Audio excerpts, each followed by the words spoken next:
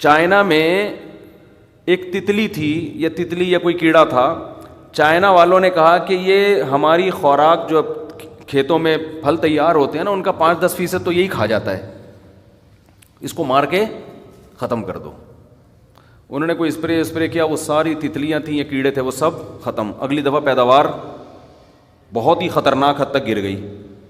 وہ حیران ہوئے کہ اب پیداوار تو بڑھنی چاہیے, کیڑا تو 10% کھا جاتا تھا, ہے بھائی یہ تو اور زیادہ. تحقیق سے پتہ چلا کہ یہ کھاتا 10% ہے, لیکن جو جراثیم, جو کیڑے پیداوار کو نقصان پہنچانے والے تھے, ان کو 90% کھاتا ہے یہ. صحیح ہے نا. یعنی آپ کی پیداوار میں 10% کھائے گا, اور جو باقی پیداوار کھانے والے ہیں جیسے ایسے ہی ہے جیسے محلے کا بدماش ہے.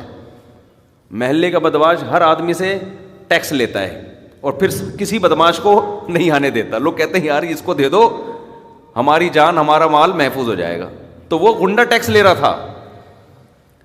وہ کیڑا اللہ تعالیٰ نے فصلوں کی حفاظت کے لیے پیدا کیا تھا کہ بھائی تم نے, کیڑا تھا یا تتلی تھی کیا تھا مجھے یاد نہیں. اب ہمیں اس کا جس کو چھوڑو, پھر وہ ہر چیز پہ میم بن جاتی ہیں, مذاق آیا تھا دماغ میں تو ٹھیک ہے نا.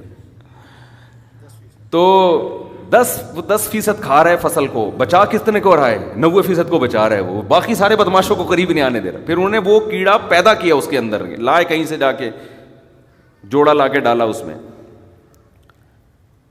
یہ جو کیچوا ہے زمین میں پیدا ہوتا ہے, اس کے بارے میں کہا جاتا ہے کہ اس کو زمینوں سے ختم کیا گیا تو پیداوار میں غیر معمولی کمی ہو گئی.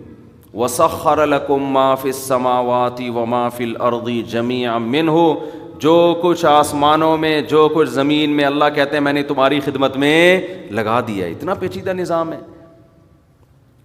نقصان والے جانور پیدا کیے تو ان کو کنٹرول کرنے کے لیے فائدہ مند بھی پیدا کر دیے.